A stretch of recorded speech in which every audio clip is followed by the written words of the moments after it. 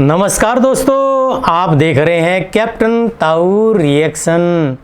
दोस्तों, ना किसी का भय ना किसी का डर, ऐसे हैं हमारे खान सर। दोस्तों, आज जो वीडियो मैं लेकर आया हूँ वह वीडियो है खान सर की कारगिल युद्ध के ऊपर बनी हुई वीडियो। तो देखते हैं कैसी है वीडियो, फिर इसके बारे में बात करते हैं। देखिए आप भी और मैं भी। जय हिंद। इस वीडियो में हम कारगिल को कैसे जीता गया इसके बारे में डिटेल से समझेंगे कि क्या था थल सेना का विजय ऑपरेशन और वायु सेना का सफेद सागर ऑपरेशन और नौसेना का ऑपरेशन तलवार। इन तीनों ऑपरेशन के द्वारा किस तरह से पाकिस्तान को हर मोर्चे पर घेर लिया गया, जिस वजह से पाकिस्तान पूरी तरह पीछे हटने से मजबूर हो गया। 1998 में परमाणु बम के सफल परीक्षण के बाद भारत और पाकिस्तान दोनों ही एक परमाणु संपन्न देश थे। दो परमाणु संपन्न देशों के बीच यदि युद्ध होता है तो ये काफी घातक हो सकते हैं। इसलिए इसको समझते हुए और काफी दूरदर्शी सोच रखने वाले हमारे प्रधानमंत्री अटल बिहारी वाजपेयी 21 फरवरी 1999 को बस द्वारा दिल्ली से लाहौर के लिए रवाना हुए और एक लाहौर समझौते पर हस्ताक्षर हुआ 21 फरवरी 1999 को। और जब अटल बिहारी वाजपेयी लाहौर में बस से उतरे तो बहुत ही गर्मजोशी से उनका स्वागत किया गया। दोनों देशों ने कहा कि अतीत में हमने जितने भी युद्ध किए हैं उसे भुलाकर हम सब अब एक सह अस्तित्व पे आगे बढ़ेंगे और हम बहुत ही जल्दी मिल बैठकर कश्मीर मुद्दे को सॉल्व कर लेंगे, इसमें बिना किसी देश को इंटरफेयर किए। अटल बिहारी वाजपेयी को 21 तोपों की सलामी दी गई, लेकिन कोई भी हिंदुस्तानी ये नहीं जान रहा था कि ये 21 तोपों की जो सलामी दी जा रही है भारत के प्रधानमंत्री के सम्मान में, ठीक 3 महीने बाद यानी मई में यही तोपें भारतीय सैनिकों के सीने पर गिरेंगी। लाहौर में जब हमारे प्रधानमंत्री अटल बिहारी वाजपेयी थे तो उस समय पाकिस्तान के जनरल परवेज मुशर्रफ ये कह रहे थे कि हम उन्हें सैल्यूट नहीं करेंगे। भाई मत करिए ना, तुम्हारे सैल्यूट के हम लोग भूखे हैं। लेकिन ये जो था, ये आदमी इतना बड़का, ये इसको तो इसी के देश में फांसी की सजा हुई है। इसने खुद अपने प्रधानमंत्री नवाज शरीफ का तख्ता पलट करके खुद राष्ट्रपति बन गया था वहां पे। तो ये इसने क्या किया, एक प्लान बनाया, ऑपरेशन बद्र, अल बद्र प्लान बनाया। और इसमें ना कई जनरल थे, 4-5 लोग, यही लोग मेन थे। इनमें सबसे महत्वपूर्ण जो थे वो तो एकदम ये तो था ही भाई, ये जनरल ही थे परवेज मुशर्रफ। और यहाँ पे चीफ ऑफ जो जनरल स्टाफ थे अजीज खान और यहाँ मेजर जनरल जावेद हसन। ऐसा कहा जाता है कि पूरा जावेद हसन ने ही रूपरेखा तैयार किया था। हालांकि इतने लोगों का योगदान था कारगिल में। ये लोग चाहते थे कि जो शिमला एग्रीमेंट के बाद ये हुआ था, हम लोग में एक आपसी सहमति थी कि करगिल का जो एरिया है वहां टेम्परेचर -30 -40 चला जाता है, इतना ठंड हो जाता है। तो हम लोग क्या करते थे, अक्टूबर के बाद हम भी अपनी पोस्ट बंकर को छोड़ के चले जाते थे और पाकिस्तान भी चला जाता था। फिर हम लोग जाते थे मई जून के महीने में। तो पाकिस्तान ने प्लान बनाया कि 1999 में हम क्या करेंगे, अपनी जो जैसे भारत पीछे हटेगा, पाकिस्तान ने कहा कि हम लोग तो पीछे नहीं हटेंगे और उल्टे अपनी फौज भेज देंगे, उन बंकरों में घुसा देंगे जो भारत खाली करके गया है, और उन्हें हम क्या करेंगे, पूरी हथियार सप्लाई A to Z दे देंगे। ये ऑपरेशन अल बद्र में चल रहा था। इसको आप मैप से समझिए ध्यान से। ये जो आप लाइनिंग देख रहे हैं ये आपका एक्चुअली POK है, पाक ऑक्युपाइड कश्मीर। पाक ऑक्युपाइड कश्मीर का ये जो एरिया है, यहाँ से हम लोग, ये जिला जो आता है वो कारगिल जिला आता है। एक्चुअली लड़ाई जो थी वो कारगिल जिले में थी, वो 4 सेक्टर में थी। उसको एक्चुअली जिला कारगिल होने की वजह से उसका नाम कारगिल दे दिया। देखिए ये लाइन ऑफ कंट्रोल जो है, यहाँ से श्रीनगर से लेह तक एक सड़क जाता है 1A, नेशनल हाईवे 1A। अब पाकिस्तान का जो प्लानिंग क्या था कि ये हाईवे को हमको कैसे भी काट देना है। ये हाईवे काटने का 2 मकसद था। एक हाईवे को यहाँ से काट दीजिए और एक ये एरिया से, ताकि यहाँ से कोई सियाचिन में ना जा सके। अगर सियाचिन का हाईवे कट जाएगा तो सियाचिन भारत के हाथ से निकल जाएगा, क्योंकि वहां डायरेक्ट पहुंच नहीं है। अब बीच में इतने पहाड़ हैं कि नॉर्मल सड़क बनाई ना जा सकती है। तो इसलिए ऑपरेशन अल बद्र के द्वारा मुशर्रफ ये सोचे कि हम ये हाईवे को काट देंगे तो पाकिस्तान, भारत बैकफुट पे आ जाएगा। और रियली भी थी। जैसे आप यहाँ देखेंगे ये डॉटेड लाइन हमारी LAC है, ये लाइन ऑफ कंट्रोल है। अब ये जो सड़क जा रही है ये सड़क है हमारी श्रीनगर से लेह तक। अब यहाँ कारगिल देखिए, ये लाइन ऑफ कंट्रोल के बहुत ही करीब है। इनकी प्लानिंग क्या थी, ये लोग 4 जगह से भारत में घुस गए। देखिए करगिल जो बोलते हैं, करगिल की लड़ाई, करगिल जिला था, उसमें 4 जगह थे। जैसे आपके जिला में कैसे ब्लॉक या तहसील होते हैं, कई सारे होते हैं, तालुका टाइप का, उसे ही था कारगिल जिला। इसमें 4 महत्वपूर्ण सब डिवीजन में लड़ाई चल रही थी। ये क्या किया, ये 4 जगह से घुसपैठ कर दिया यहाँ पर। 4 एरिया से घुसपैठ किया। सबसे पहला जो एरिया था मॉस्को एरिया था, ये मॉस्को एरिया में घुसपैठ कर दिया। उसके बाद जो एरिया था वो द्रास का एरिया था। सबसे भीषण जो लड़ाई हुई थी वो द्रास में हुई थी। इसी में तोलोलिंग, टाइगर हिल और .5140 इसमें सब आते थे सब ये। तो ये वाला एरिया हो गया द्रास, और इसके बाद ये वाला एरिया हो गया काक्सर। काक्सर का एरिया जो था वो एक्चुअली बैकअप के लिए इन लोगों ने यूज किया था। और काक्सर के बाद ये बटालिक एरिया, बटालिक सबसे लास्ट में था। अब आप बताइए बटालिक क्यों किया गया था? क्योंकि बटालिक पे अगर कब्जा हो जाएगा तो हम सियाचिन नहीं जा पाएंगे। तो आप देख रहे हैं ये चारों पॉइंट एक्चुअली कारगिल में आ रहे थे, इसलिए इसको नाम दे दिया गया कारगिल का युद्ध। लेकिन कारगिल का युद्ध में जो सबसे भीषण एरिया जगह युद्ध हुआ था वो था द्रास में। तो अब हम लोग एक एक करके समझते हैं कि आखिर ये लड़ाइयां कैसे कैसे हुई थी। देखिए ये पहाड़ी एरिया है, यहाँ इंडस्ट्रीज नहीं है, यहाँ पर पशुपालन ज्यादा होता है। तो एक याक पहाड़ी जीव होते हैं, पहाड़ी पशु है, तो याक चला रहे थे लोग। तो ये तासी नाम दयाल नाम के एक व्यक्ति का याक खो गया था। वो उसे ढूंढने गया और दूरबीन में देखा तो उसको दिखाई दिया कि कुछ लोग पत्थर को खोद रहे हैं और वहां छुपने की जगह बना रहे हैं, बंकर बना रहे हैं। और वो दाढ़ी वगैरह रखे तो समझ गया कि भाई ये पाकिस्तानी है। ये भागा भागा आया, आर्मी को बताया कि भाई वहां ऐसी ऐसी घुसपैठ हो रही है। तो आर्मी ने देखा तो भाई आर्मी को भी हलचल दिखाई दी, हेलीकॉप्टर से सर्वे लेकर गया तो भारत को भी पता चला कि भाई यहाँ पे घुसपैठ है।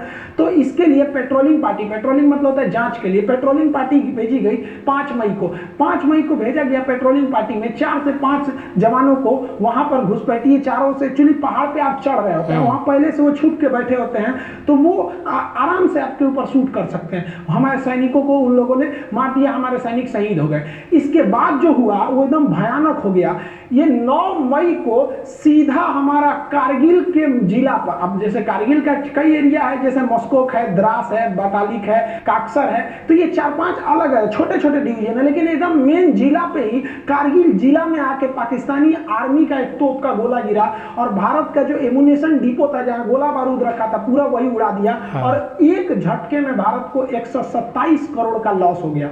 इन सब के होने के बाद भारत को लग रहा था कि ये मामूली घुसपैठी है, आतंकवादी हैं, लेकिन धीरे धीरे पूरी तरह से साफ होने लगा कि ये आतंकवादी नहीं है। इन आतंकवादियों के पीछे पाकिस्तानी पिल्ले बैठे हुए हैं, उनकी नॉर्दर्न लाइट इन्फेंट्री के जवान बैठे थे। उनके अंदर इतना तो कलेजा नहीं है कि सामने सामने लड़े। अरे साले मर्द की औलाद हो तो सीधा बोले रहते ना कि मत लौटो। हम लोग जब लौट गए थे ठंड में तो तुम आके वहां बैठ गए थे, उसके बाद वीर बन रहे। देखिए एक्चुअली क्या होता है कि जब आप हमला करने जाते हैं तो माना जाता है कि आपकी फौज 3 गुनी होनी चाहिए क्योंकि दुश्मन पहले से बैठा है। लेकिन पहाड़ी लड़ाई में ऐसा माना जाता है कि नहीं, आपको 9 गुना लॉस होगा। एक तो आप चढ़ेंगे, आपको चढ़ाई में दौड़ नहीं सकते हैं खाली मैदान की तरह, और वो आराम से बैठा हुआ है पहाड़ में, हल्का सा एक मौका कर लेगा, बंदूक निकाल लेगा, आपको दिखेगा नहीं कहां से गोली आ रही है।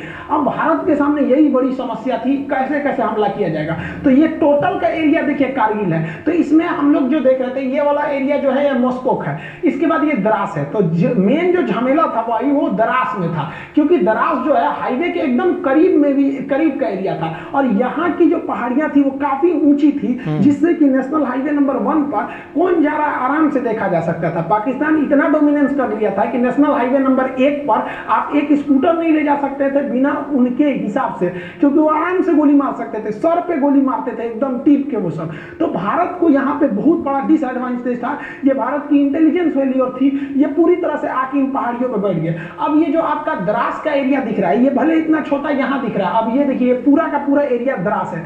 अब भारत ने अपनी थल सेना का ऑपरेशन विजय चालू किया 19 मई को, ऑफिशियली इसी दिन से युद्ध स्टार्ट हो गई। अब हम लोगों ने कहा कि भैया एक टुकड़ी द्रास में भेजते हैं, कुछ यहाँ पे मॉस्को के एरिया में, यहाँ पे काक्सर में, और ये वाला एरिया जो आपका बटालिक है यहाँ पे भी भेजते हैं। भीषण लड़ाई हो गई आपकी द्रास में, चूंकि द्रास का एरिया बहुत ऊंचा पे था। अब यहाँ 3-4 ऐसे जगह थे जहाँ पे कब्जा करना जरूरी था, जैसे तोलोलिंग हो गया, टाइगर हिल हो गया, पॉइंट मतलब देखिए यहाँ पे बहुत छोटे छोटे पहाड़ी भी हैं सब लाइन से। तो इसका अलग अलग नाम ना देके सेना के मानचित्र में उसका नाम दे दिया गया .5140, और एक और पॉइंट है .4590। ऐसे कई तो पहाड़ियां हैं सब, और ये पूरा मिला देते हैं ना तो ये एरिया बनता है द्रास। द्रास के एरिया में युद्ध करना बड़ी भयानक था। इधर तोलोलिंग थी, तोलोलिंग के बाद यहाँ पर आपका मम था, फिर .5140 था। ऐसे करते करते इस एरिया तक पूरा जीत लेंगे तो लास्ट में पड़ता था टाइगर हिल।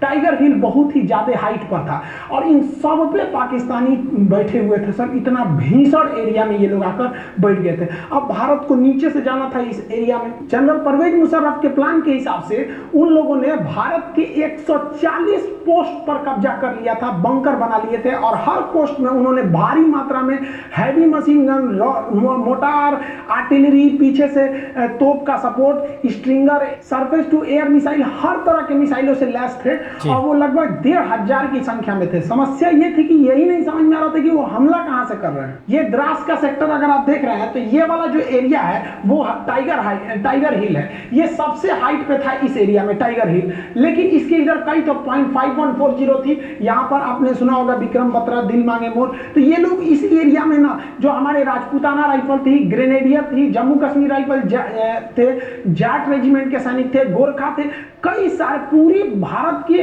हर एरिया से फौज को लगाया गया था। तो यहाँ पर बेसिकली ग्रेनेडियर थे, राजपूत राइफल थे और जम्मू कश्मीर राइफल के जवान थे। तो ये इस एरिया से गए। पहले ये लोग यहाँ से गए, तोलोलिंग पे कब्जा किया। तोलोलिंग के बाद कई छोटे छोटे पॉइंट पर कब्जा किया। तोलोलिंग के बाद सेकेंड हाइट पे जा था, 0.5141 था, यहाँ कब्जा किया गया। यहाँ कब्जा के बाद आप देखिए यहाँ से सीधा टाइगर हिल यहाँ है। यहां पर हमला हो रहा था और ये ससुरे सब यहां से आर्टिलरी फायर कर रहे थे, सब तोप यहां से। सोचिए उनको कहां दिखेगा। और यहां एयरफोर्स भी सक्सेस नहीं हो पा रही थी, लेकिन भारतीय जवान रुकने वाले कहां है ससुरे तुनाई। भारत मां को जब भी जरूरत पड़ी है, भारत के वीर सपूतों ने कभी भी अपना खून बहाने से पीछे नहीं हटे। भारतीय सैनिक जब 0.5141 पे कब्जा किए तो यहां से नीचे उतरते वक्त भी बहुत ज्यादा यहां से भीषण फायरिंग हो रही थी। यहीं पे बहुत सारे फौजी हमारे शहीद हो गए। फिर प्लान बनाया गया कि हम लोग इस डायरेक्शन से उतर के कुछ उस डायरेक्शन से, तीनों ओर से घेरा जाए हम लोग टाइगर हिल के ऊपर। तीन ओर से टाइगर हिल को घेर के और फिर भारत ने टाइगर हिल पर अपना तिरंगा लहरा दिया था। देखिए यहाँ पर जो एरिया दिख रहा है ये आपको टाइगर हिल दिख रहा है। अब टाइगर हिल से इतना दूरी पे आप देखेंगे तो ये तोलोलिंग का एरिया, ये तोलोलिंग पहाड़ी है। ये टोटल एरिया जो है वो द्रास है। अब तोलोलिंग की जो पहाड़ी है वो काफी ऊंचाई पर स्थित है, वहां पर लड़ाई करना काफी मुश्किल हो गया था तोलोलिंग पर। अब यहाँ तोलोलिंग पे तो पहले से तोलोलिंग पीक है, यहाँ पे पाकिस्तानी पहले से बैठे थे और जो हिंदुस्तानी फौज थी वो नीचे से आ रही थी। अब हिंदुस्तानी फौज नीचे से जब चढ़ रही थी तो ये जो पाकिस्तानी थे इस साइड में अपनी आर्टिलरी गन रखे थे, यहां से हमला कर देते थे। तोलोलिंग की ऊंचाई से ये पूरे एरिया पे डोमिनेट करते थे। ये एरिया नीचे होने की वजह से हम लोग जब द्रास से ऊपर चढ़ना चालू किए तोलोलिंग पे तो ये सीधा हमला कर देते थे। फिर भी भारतीय सूरवीरों ने किसी भी तरह इस मुश्किल चोटी के ऊपर चढ़ान किया। तोलोलिंग को जीतने के बाद इसके अगल बगल में देखेंगे तो कई सारी पहाड़ियां हैं जिन्हें अलग अलग पॉइंट के नाम पे जानते हैं, जिसे हम कहते हैं 0.5140। इस तरह से छोटी छोटी पहाड़ियां थी। इन पहाड़ियों को पार करने के बाद आप देखिए इतनी दुर्गम में पहाड़ियों में जा जाके लड़ाई लड़ना था और दुश्मन यहाँ पर 100 से ज्यादा पोस्ट बना के, बंकर बना के वहां पर गुफा टाइप का उसमें छुपा हुआ था। हमारे सैनिकों को दिखता भी नहीं था स्पष्ट कि उनकी लोकेशन कहाँ है। ये पार करके इस एरिया की जो सबसे ऊंची चोटी थी वो थी टाइगर हिल। द्रास के तोलोलिंग और उसके छोटे पहाड़ियों पे जीतने के बाद अब इस एरिया का सबसे ऊंचा पहाड़ आप देख रहे हैं ये टाइगर हिल। इसको फतह करना बहुत ही मुश्किल था। टाइगर हिल पे हमारे जो जम्मू कश्मीर राइफल, जो राजपूताना राइफल रही, हमारी जो ग्रेनेडियर्स, इनकी पोस्ट पहुंची फौज पूरी तरह से। अब ये इतना सीधा चढ़ाई पे और यहाँ से ये लोग टोटल एरिया डोमिनेट कर रहे थे। इस वजह से इंडिया को जो थी कैजुअलिटी ज्यादा हो गई, क्योंकि ये पहाड़ पर वो पहले से छुपे हुए थे। एक तो इतनी ऊंचाई थी। अब आप सोचिए जो कुतुब मीनार है वो 240 यानी लगभग 250 फीट की ऊंचाई पर है और ये लड़ाई चल रही थी 18,000 फीट। आप 250 फीट कुतुब मीनार चढ़िएगा तो थक जाते हैं। ये 18,000 फीट पर दुश्मनों का आमना सामना मुकाबला था। उसमें से छोटो पाकिस्तानियों की फौज पीछे से तोप से फायरिंग कर देती, इनडायरेक्टली मोटार तोप, हैवी मशीन गन इत्यादि से। और इनको छुपने में एक सहायता होती थी, क्योंकि रूल है कि जो ऊंचाई पर रहता है उन्हें युद्ध में ज्यादा फायदा मिलता है। इसीलिए टाइगर हिल को तीन ओर से घेर लिया गया। तीनों ओर से घेरने के बाद जब टाइगर हिल पर कब्जा हुआ तो समझने लगा कि भैया द्रास का एरिया जो है ना पूरी तरह से इंडिया के डोमिनेंस में था।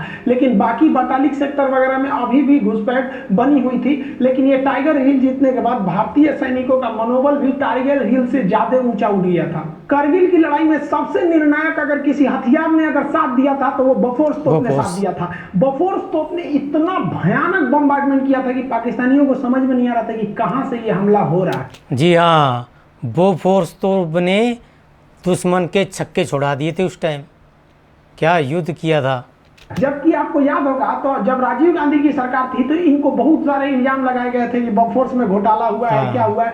लेकिन जब युद्ध के मैदान में, जब बफोर्स अपने रियल मैदान में उतरा तो जितने विरोधी थे जो ये बोल रहे थे कि राजीव गांधी ने घोटाला किया है, उन लोग का एकदम मुंह बंद हो गया, क्योंकि ये एकदम पिन पॉइंट निशाना मारता था, एकदम टीप के। और जबकि पाकिस्तानी को समझ में नहीं आता उसका मार कैसे रहा है। हम किसी अलग वीडियो में आपको बता देंगे कि तोप से कैसे निशाना बनाया जाता है। एक्चुअली उसके लिए 8 फिगर आर्टिलरी निकाली जाती है 4 फिगर के हिसाब से। तो वो 4 फिगर 8 फिगर के हिसाब से इसको निकाल के मारा जाता है। 40 किलोमीटर रेंज होता है। 40 किलोमीटर तो दिखता भी नहीं है, ये फिगर के हिसाब से मारा जाता है, नक्शा के हिसाब से। वैसे ही हमारे यहाँ राफेल खराब है, राफेल खराब है। अभी चाइना से युद्ध हो जाएगा तो सबको समझ में आ जाएगा कि राफेल क्या है। तो बिल्कुल सही कह रहे हैं, तभी समझ में आएगा इनके, ऐसे नहीं आएगा। हमारे यहाँ में देखिए भाई, किसी की भी सरकार रही, विपक्ष में बैठे हो तो मतलब सरकार को गरियाओ।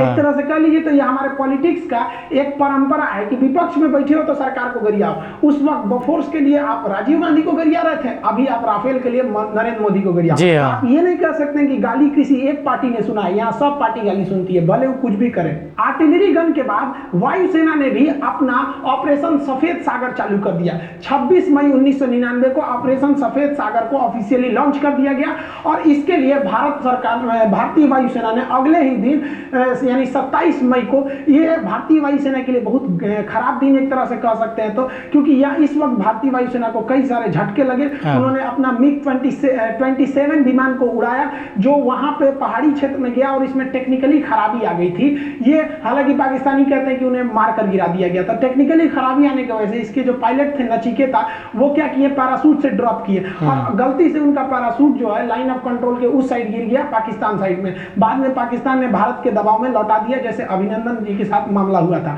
लेकिन तब तक ये तो बात का मैटर है कि जब लौटाया था, लेकिन उस वक्त तो किसी को पता ही नहीं चल रही थी 27 मई को कि कहां गए, इनका कोई रडार से सिग्नल भी गायब हो गया था। तो इनके पीछे निकले थे मिग 21 लेके अजय अहलुवालिया साहब गए थे सर्च करने के लिए। तो ये काफी लो हाइट से उड़ान भर रहे थे क्योंकि इनको खोजना था अपने साथी नचिकेता का विमान। लेकिन इन्हीं पर पाकिस्तानियों ने स्टिंगर मिसाइल से हमला कर दिया। अब सोचिए किसी आतंकवादी के पास मिसाइल होता है, स्टिंगर मिसाइल। ये चट्टा पाकिस्तानी था, दुनिया में कह रहा है कि मतलब हमारी फौज नहीं है। अरे हिजड़ों कहीं कि तुम्हारी फौज नहीं है। एक तो लड़का हमारे वीडियो पे कमेंट किया कि दुनिया का सबसे बड़ा आतंकवादी देश भारत है। ये ससुरा पाकिस्तानी ऐसा कमेंट करता, हमको तो हंसी ही नहीं छूट कर, हम रिप्लाई कौन जी करे, चट्टा कहीं का, तू सबसे बड़का है हम लोग को बोल रहा है। तो आतंकवादियों ने अजय अहलुवालिया के विमान पर स्टिंगर मिसाइल से हमला कर दिया।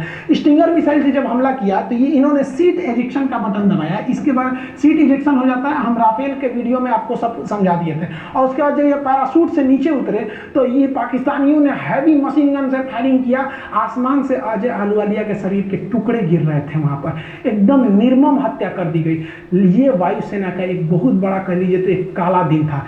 वायुसेना ने सोची कि हम अपने हेलीकॉप्टरों का प्रयोग करेंगे, क्योंकि फाइटर जो होते हैं बहुत तेज रफ्तार से निकल जाते हैं, दुश्मन कहाँ छुपा है पता ही नहीं चलता है। और हेलीकॉप्टर जो होते हैं वो थोड़े धीरे स्पीड से होते हैं और एक जगह रुक भी सकते हैं। लेकिन भारत के साथ समस्या क्या था, जो उसके Mi-24 या Mi-35 जैसे भीषण लड़ाकू हेलीकॉप्टर थे, ये सब के पास जो लड़ाकू हेलीकॉप्टर थे ये इनके पास हथियार ज्यादा होता है, लेकिन इनकी लोड इतने भयानक थी कि ये उतना हाइट पर उड़ नहीं सकते हैं। ये केवल 10,000 फीट की ऊंचाई पर ये उड़ सकते हैं। लेकिन वहां तो लड़ाई हो रही थी 18,000 फीट की ऊंचाई पर। सोचिए 18,000 फीट, कुतुब मीनार 250 फीट की ऊंचाई पर, वो 18,000 फीट की ऊंचाई पर। अब क्या किया जाए, तो भारत ने अपना Mi-17 जो हेलीकॉप्टर था, जो सवारी ले जाने वाला हेलीकॉप्टर था, जिसमें कोई भी मिसाइल नहीं लोड किया जा सकता है, तो भारतीय वायुसेना के इंजीनियरों ने इसमें क्या किया, अलग से मिसाइल ले जाने के लिए पॉट जोड़ दिया। आप यहां देखिए इसमें कोई पॉट नहीं है, लेकिन यही हेलीकॉप्टर में यहां पे आपको रॉकेट ले जाने के लिए पॉट जोड़ दिया गया।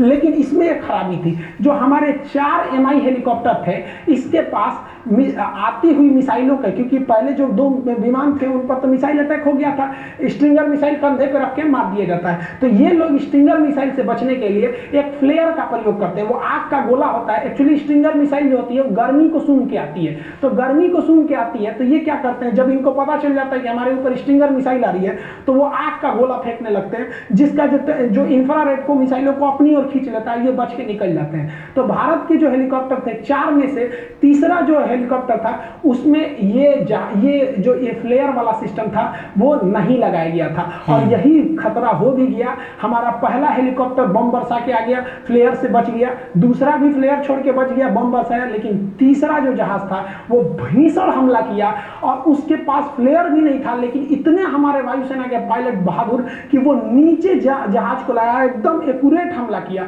लेकिन उसी बीच क्या हुआ, जो स्टिंगर मिसाइल थी वो तीसरे हेलीकॉप्टर को हिट कर गया। पीछे से आ रहा चौथा हेलीकॉप्टर जो वो एरिया था पाकिस्तानियों के बंकर को ध्वस्त कर दिया, लेकिन हम लोगों ने फिर अपना एक हेलीकॉप्टर खो दिया और उसमें हमारे बैठे जवान को हमारे जो जवान थे वो भी शहीद हो गए। भारत ने अपनी स्ट्रेटजी को पूरी तरह से चेंज कर दिया। भारत ने अपना फ्रांस निर्मित जहाज को लगाया जिसका नाम था मिराज 2000। एक्चुअली पाकिस्तान इस जहाज को खरीदने से इनकार कर दिया था, कहा था कि भैया बहुत बड़ा साइज का जहाज, हम इसको नहीं लेंगे, और भारत सरकार ने इस मिराज जहाज को वायुसेना ने लगाया।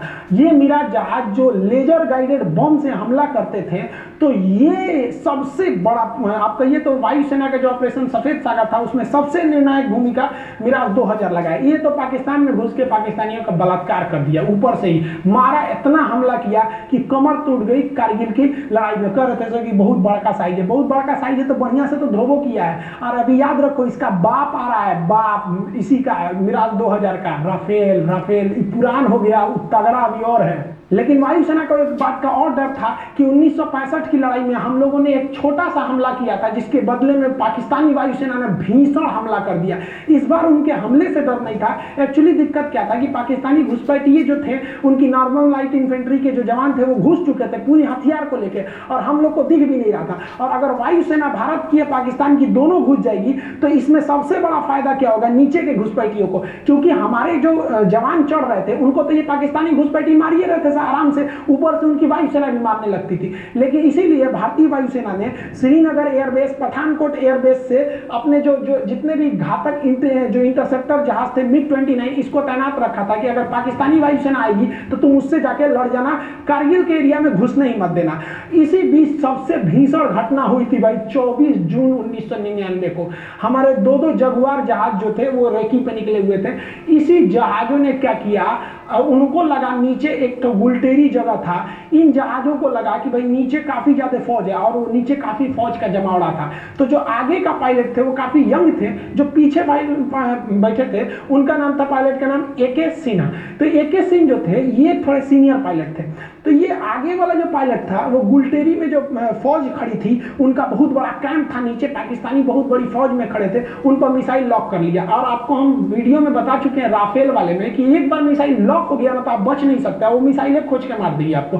तो ये ग्राउंड पे एकदम लॉक कर लिया और इनने पूछा अपने सीनियर से कि हमने लॉक कर लिया है बहुत बड़े अड्डा को, कि हम इसे उड़ाने जा रहे हैं। तो उन्होंने कहा कि रुक जाओ, एक बात बताओ, तुम उस साइड पाकिस्तान में घुस गए हो कि इंडिया में ही हो? तो ये कहें कि हम तो पाकिस्तान वाले एरिया में घुस गए। कहा कि मत मारो, क्योंकि इस दिल्ली का सीधा आदेश है कि आप पाकिस्तान के एरिया में हमला नहीं कर सकते। ये बहुत अच्छा डिसीजन था, क्योंकि एक साल पहले हम लोगों ने 1998 में परमाणु बम फोड़ा था, पूरी दुनिया हमारे खिलाफ थे, जैसे अभी ईरान के खिलाफ है, उस समय हमारे खिलाफ थी।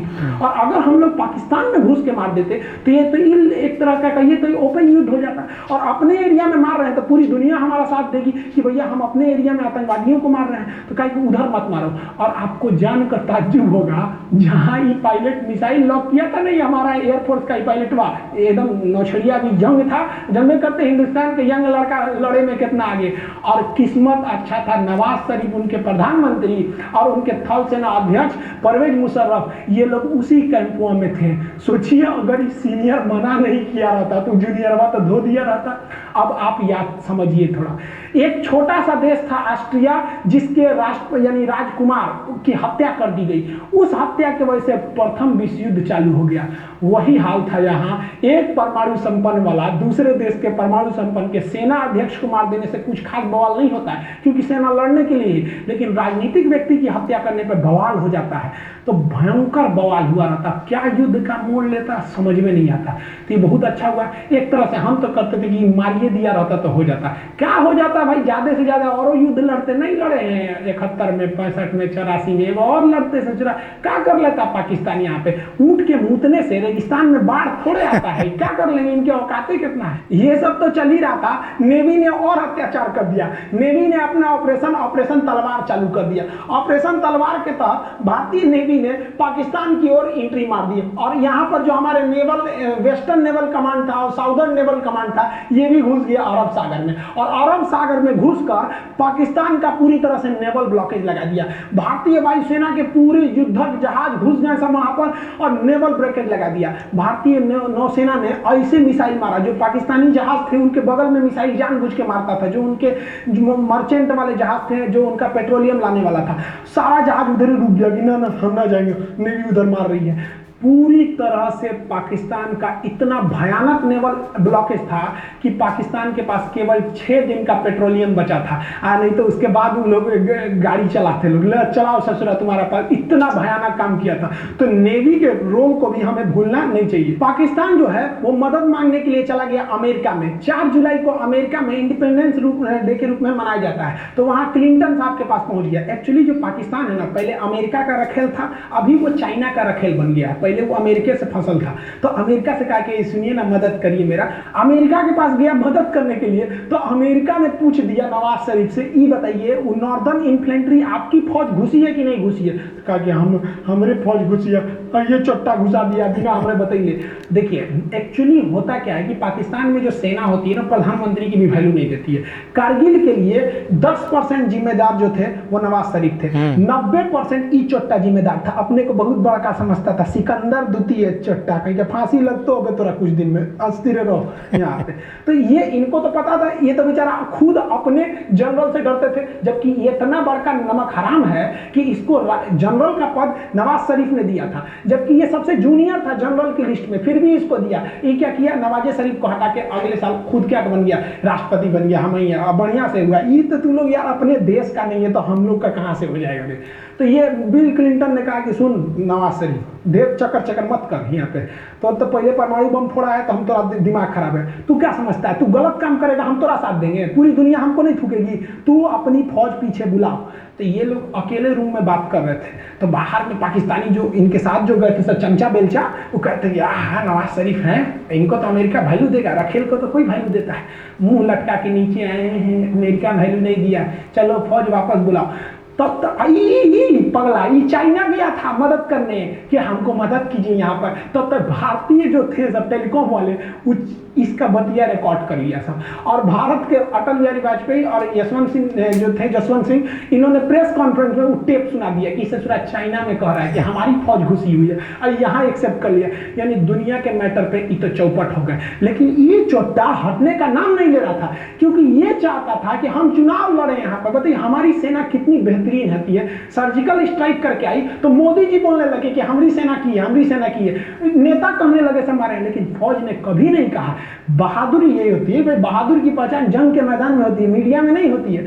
लेकिन ये मानता नहीं था। तो ये सऊदी अरब के राजकुमार जो राजा थे उस समय फहाद, उन्होंने फोन किया इसको कि रे चोट्टा कहीं का तू शांति से रह जो मैटर पे, न तो तोरा हम व्यवस्था कर देंगे। खुद अपनी आत्मकथा में लिखा है कि हम तो नवाज शरीफ को टपका दिए रहते अगर ये बीच में नहीं आए रहते। तो सोचिए ये अपने प्रधानमंत्री को टपका रहा था चोट्टा। सारा घमासान, ये तो वर्ल्ड लेवल पे डेमोक्रेसी चल रही थी, और उधर भारत की जो फौज ना कह के लेंगे मार रही थी एकदम बढ़िया से, और धो रही थी जब पाकिस्तानियों को ना, तब उन लोग को समझ में आया कि भाई साहब बहुत बुरी फंस गए। पाकिस्तान इनको लग रहा था, ये क्या कह रहे थे कि हमने पाकिस्तान की गर्दन पकड़ ली है। अरे ससुरे तू नहीं, तू का हम लोग का गर्दन पकड़ेगा। बड़ी एक गनीमत मनाओ ना कि जितना हरामीपन तुम लोग करते हो ना, अगर भारत ने एक बार हरामीपन किया ना तो तुम लोग इतिहास में पढ़े जाओगे। एक देश हुआ करता था, पाकिस्तान नाम था। जैसे भारत में कैसे छोटा बच्चा को कहानी सुनाया था, चंदा मामा दूर के, वही पाकिस्तान ऐसा था। बाबू बाबू हल्ला मत करो नहीं तो पाकिस्तान की तरफ थुराओगे। सोच तू लोग ना पूरी दुनिया में ना मुसलमानों का नाम चौपट किया तुम लोग के वजह से पूरी दुनिया में ना मुसलमानों को गाली दिया जाता। ये चट्टा क्या करेगा, कहीं जाके बम फोड़ देगा। अरे यार तुमको इतने माँ के दूध में तो इतना गर्मी है ना, तो आओ ना हमारी फौज खड़ी है, काय लिए पीछे से हमला करता है चट्टा कहीं का। तो देखिए इन लोग पे भरोसा करना नहीं चाहिए। 14 जुलाई तक पाकिस्तान के जितने हिजड़े घुसे थे उन सारे हरामियों को भारतीय सेना ने मार दिया, और राजनीतिक रूप से अटल बिहारी वाजपेयी ने घोषणा कर दिया कि पाकिस्तान ने हमारे पीठ पे खंजर मारा था, हम उसके सीने पे गोली मारे। ये देखने में व्यक्ति बूढ़ा था, इनको कम मत समझिएगा, बुढ़ापा में परमाणु परीक्षण करने वाला प्रधानमंत्री हमारे अटल बिहारी वाजपेयी। हम उन खुश नसीबों में से हैं जिन्होंने प्रधानमंत्री के रूप में अटल बिहारी वाजपेयी और उसी समय राष्ट्रपति के रूप में एपीजे अब्दुल कलाम को देखा है। ये नसीब अब किसी को नहीं होगा जो एक साथ इतना योग्य राष्ट्रपति और इतना योग्य प्रधानमंत्री देखने को मिले। अब ये नसीब किसी को नहीं होने वाला है जो दो दो बड़े नेता इतने योग्य हो जाए। इन्होंने कह दिया 14 जुलाई को कि भैया ये ऑपरेशन हमारा विजय सक्सेस हो गया, लेकिन आर्मी ने कहा कि ना ना भाई सब पे भरोसा करना, ये पाकिस्तानियों पे नहीं। अब सेना ने एक एक करके घूमना चालू किया, कहां कहां पाकिस्तानी छुपे हैं सब। तो पूरी तरह से 26 जुलाई को सेना ने कहा कि एक को कुत्ता नहीं बचा है। इस ससुरा सब लाश लेने नहीं आया था अपनी फौज का, कहा था कि हमारी फौज नहीं है, जबकि जेब में आई कार्ड था कि पाकिस्तानी नॉर्दर्न इन्फेंट्री। ससुरा कहें कि अरे लाश तो ले जाते यार, हम लोग लाश दे सकते थे। भारतीय सेना की बहादुरी देखिए। पाकिस्तानियों ने जब 14 मई को हमारे पेट्रोलिंग पे गए कैप्टन सौरभ कालिया को पकड़ा था, चारों ओर से घेर लिया था, तो इन पर इतनी यातनाएं दिया था ना, इनके आंख निकाल लिए थे, इनके होंठ और जीभ काट लिए थे, कान काट लिए थे सर, नाखून निकाल लिए थे सर, इनके कपड़े उतारकर इनके गुप्तांगों को काट लिया गया। सही कहते हैं भाई, बड़ा जुल्म किया था इन पे, बड़ा अत्याचार किया था, अंग अंग काट लिया था कुत्तों ने। इनके लाश के टुकड़े करके बोरा में भर के फेंक दिया गया था। इन हरामी पाकिस्तानियों ने इतना गलत काम किया जो युद्ध इतिहास में कभी ऐसा नहीं है, युद्ध के नियम में नहीं है ऐसा। जबकि भारतीय सेना जब अपना सर्च ऑपरेशन कर रही थी, जो कुछ पाकिस्तानी जो थे मर गए थे, कुछ घायल थे, जो अपने आखिरी सांसें ले रहे थे, उन्हें इज्जत से पानी पिलाया, उन्हें इज्जत से दफनाया। उन्हें पहले पाकिस्तान को कहा कि आप अपनी फौज को ले जाइए, नहीं ले गया तो उन्हें इज्जत से दफनाया गया था। यह फर्क होता है एक जानवर और एक इंसान में। हम सबको ये फर्क बना के रखना होगा, तभी अलग पहचान है। हम जब भी हिंदुस्तानी अगर विदेश में जाते हैं तो इज्जत के नजर से देखे जाते हैं, और ये पाकिस्तानी जब भी जाएंगे सबके नजर से देखा जाएगा। 4 बार सिक्योरिटी जांच होगा, बम लेके तो नहीं आया। ये इंसानियत बरकरार रहना है। दुश्मनी की आड़ में हमें पाकिस्तान से बेहतर बनना है, न कि पाकिस्तान से खराब बनना है। ये इंसानियत हमारी सेना की बरकरार रहनी चाहिए, जो उनके अंदर कूट कूट के भरा है। इस लड़ाई में घाटा क्या हुआ? पाकिस्तान के कई सैनिक मारे गए, अमेरिका से उनका रिश्ता खराब हुआ, पूरी दुनिया का पाकिस्तान के ऊपर से फेथ खत्म हुआ। पूरी दुनिया को लग गया कि ये जम्मू कश्मीर और सियाचिन पर रास्ता रोकना चाहते थे, तो क्या रोकेगा हम लोग का? इन लोग की डिप्लोमेसी फेलियर हो गई। और सबसे बड़ा जो घाटा लगा इन लोग को, वो इनके आर्मी में कोऑर्डिनेशन ही नहीं था। इनके वायुसेना को पता ही नहीं था, नौसेना को पता नहीं था कि कारगिल में युद्ध होने वाला है। ये तो सोच रहा है बस इसका मन बड़ा ही था, ये कर दिया। लेकिन भारत की अगर बात करेंगे तो भारत के साथ भी कई समस्याएं थी। पहला कि भारत के लिए वेदर एकदम खराब था, मौसम पूरी तरह खराब था, हाइट इतनी ज्यादा थी कि हम लोग हाइट पे चढ़ रहे थे तो हाइट की वजह से प्रॉब्लम हम लोग को फेस हो रहा था युद्ध के वक्त में, और ऑक्सीजन वहां कम हो जा रहा था, और हम लोग तो रेडी ही नहीं थे लड़ाई के लिए। और अचानक हो गया, कौन रेडी रहेगा भैया? फरवरी में हम लोग मिलने गए, हमारे राष्ट्रपति हमारे अटल बिहारी वाजपेयी वहां जाके प्रधानमंत्री से गले मिलने, हमको क्या पता तुम खंजर भोंक देगा यहाँ पे। और जो हमारे लिए सबसे बड़ा फेलियर है, हम तो कहते हैं कि पाकिस्तानी की आर्मी जिम्मेदार है, लेकिन हमारे देश के इंटेलिजेंस भी जिम्मेदार है। तुम जासूस किस काम का रहे कि तुमको ये पता नहीं चल रहा है कि पाकिस्तान की हजारों फौज घुस गई, वो आर्टिलरी लेके चले आए, एमुनेशन लेके चले आए, मिसाइल लेके घुस गए, हमारी फौज चुपचाप मुंह देख रही है। हमारी फौज तो बहादुरी से लड़ी, जो जासूस थे सब, इंटेलिजेंस उस चोटे कहां मर गए थे सब। और ये हमेशा से यही होता है। 1962 की लड़ाई हम लोग को मुंह की खानी पड़ी यही जासूसों की वजह से। 1984 में ये ससुरे सियाचिन में घुस गए थे, फिर भी कुछ नहीं हुआ। अरे सब छोड़िए, 2008 में देखिए ना, मुंबई में जब हमला हुआ तो हमारे जासूसों को पता ही नहीं था कि कजमल के साथ घुस गया, हमला कर दिया, चोट्टा सरकारी नौकरी लेना है, कोनो काम का नहीं है। सब अधिकारी इनको ले आके, हम तो रहते ना वहां पे, हमारे पास पावर रहता ना, हम तो जितने अधिकारी है ना ससुर, इनको जिस तरह से पाकिस्तानियों को भूने थे ना उस तरह भून देते। ससुर तुम क्या कर रहा है? क्योंकि हम युद्ध जीत सकते हैं। हमारे इतिहास में एक और शौर्य गाथा लिखी जा सकती है, लेकिन उन माओ की गोद जो सुनी हो गई करगिल की लड़ाई में, उन्हें हम कभी नहीं लौटा सकते। उन चोट्टे जासूस इंटेलिजेंस वालों की वजह से बस नौकरी हो गया ना, सरकारी नौकरी, अब कौन जरूरत है जासूसी करने का? मेहरारू संगे घूमो, हम लोग हाँ कैसी हो देश भाड़ में जाए। आज के वक्त में देखेंगे तो काफी तकलीफ होता है। आप कभी फौज में जाइएगा ना, वहां पर जो हिंदू, मुस्लिम, सिख, डिसाइड, इनके जो पूजा स्थल होते हैं ना एक पास होते हैं, वहीं पर आपको नमाज पढ़ना है, उसी के बगल में पूजा करना है, वहीं पे गुरुद्वारा में जाना है, एक ही होता है कैंपस, उसी में सब होता है। और यहाँ हम लोग मरे जाते हैं, तुम हिंदू तुम मुस्लिम तो ये अरे यार क्या करें, तो कुछ तो सिखों से सीखना चाहिए यार, ये they are born for others, ये दूसरों के लिए जन्म, इतनी सेवा करते हैं ये समाज की जिसका कोई हद नहीं।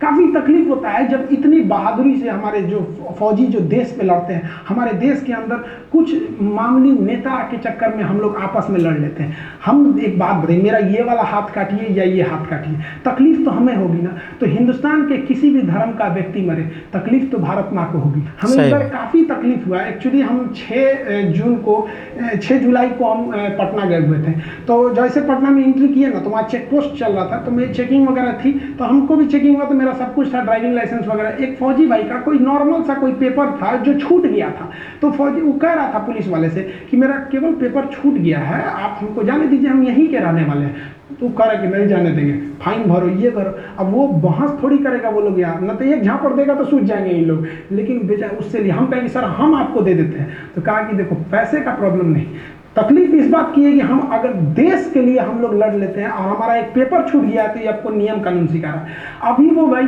ऐसा दे ही रहे थे ना फौजी, तब तक एक तो नेता विधायक का गाड़ी गया, वो रोका तो गरिया दिए रहे हमारा गाड़ी रोकेगा, चुपचाप सड़क गए। अजब हाल है यार, फौजियों के प्रति इज्जत रखनी चाहिए, कहीं पे भी उनके लिए इज्जत हमेशा रहनी चाहिए, एक आम नागरिक से ज़्यादा उनकी इज्जत होनी चाहिए।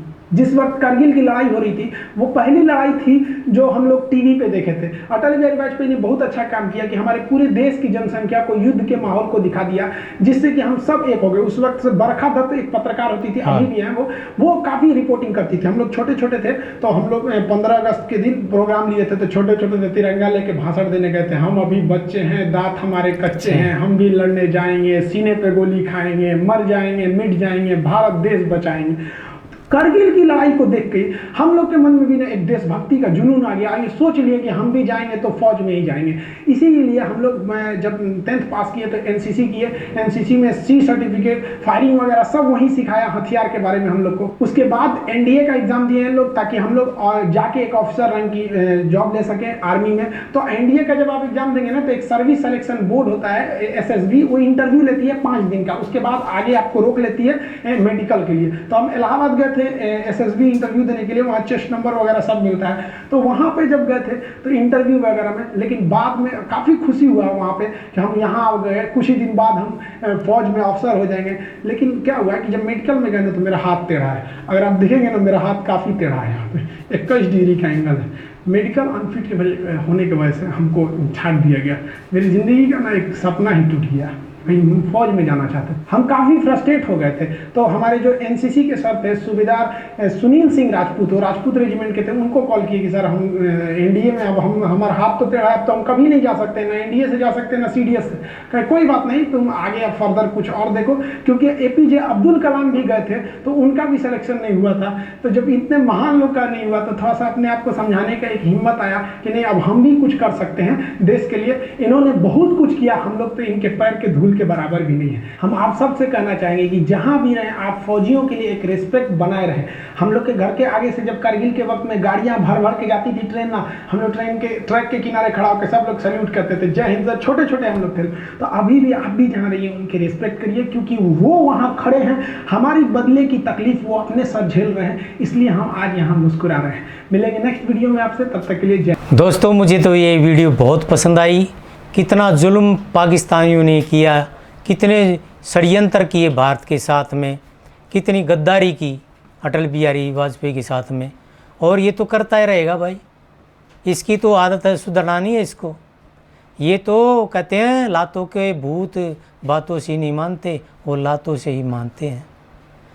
तो कितना दर्द भरा ये सीन था जब भाई देख रहे थे कि कैसे पाकिस्तानी मार रहे हैं हिंदुस्तानियों को, लेकिन हिंदुस्तानियों ने ठान ली कि इनको यहाँ से कारगिल से मिटाना है, हटाना है।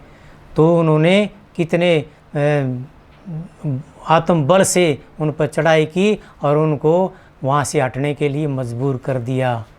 तो ये होता है जज्बा एक सच्चे हिंदुस्तानी का, सच्चे सैनिक का, कि वो कुछ भी हो जाए अपनी भारत माता की रक्षा के लिए कुछ भी कर सकता है। दोस्तों मुझे वीडियो बहुत अच्छी लगी। खान सर ने एक एक शब्द इतने अच्छे से समझाया है कि ना समझ भी समझ जाए। यही तो खान सर की अच्छाई है। तो दोस्तों आपको ये वीडियो कैसे लगी आप भी कमेंट बॉक्स में ज़रूर बताएं। तो जल्दी ही मिलते हैं किसी नई वीडियो में। तब तक के लिए मेरी सबको नमस्ते।